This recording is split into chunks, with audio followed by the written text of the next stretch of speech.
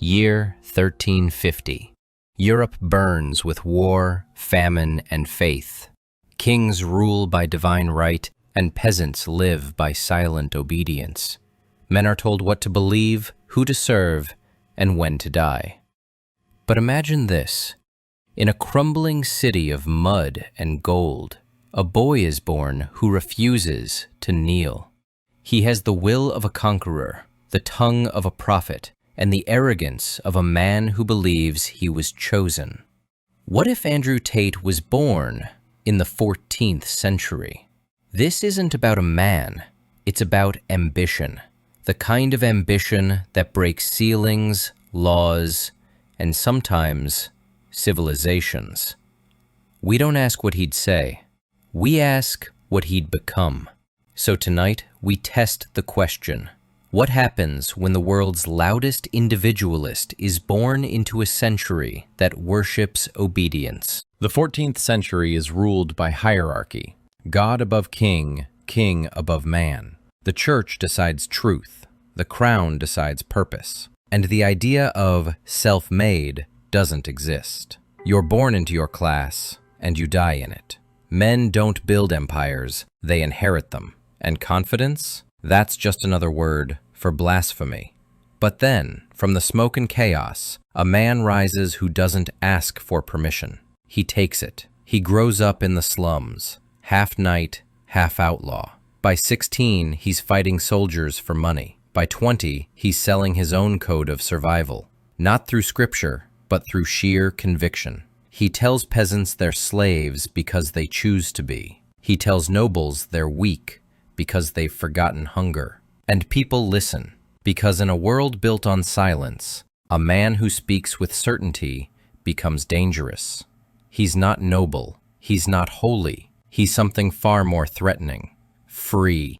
Let's quantify him by medieval standards. He can fight, trained like a knight, but unbound by code. He can speak, his words move crowds faster than banners can. He can lead, not by bloodline, but by belief.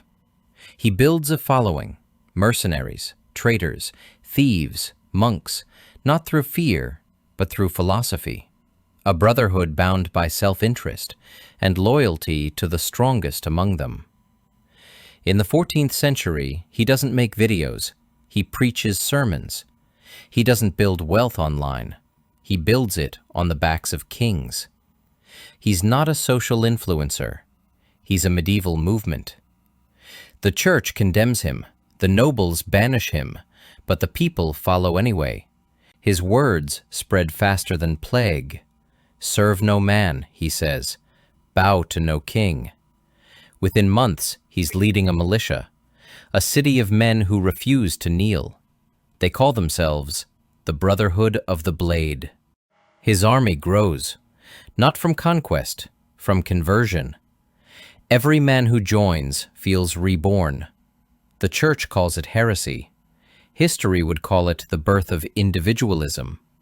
But in the moment, it just looks like rebellion. But every man who defies the system becomes part of its story.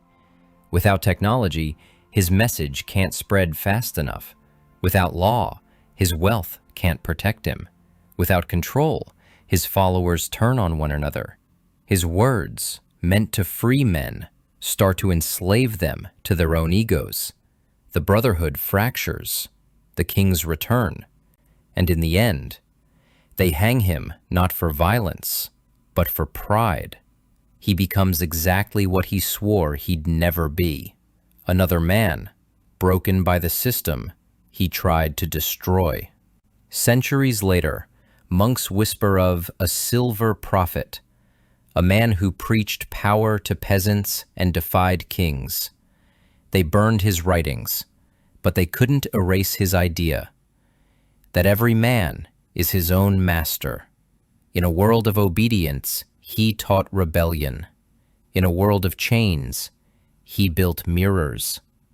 And whether you agree with him or not, his name still echoes wherever men ask, who decides what I can be? The story ends here, but the question doesn't. If Andrew Tate was born in the 14th century, would he have built an empire or burned one down? Tell me what you think in the comments. Would his voice have freed men or doomed them?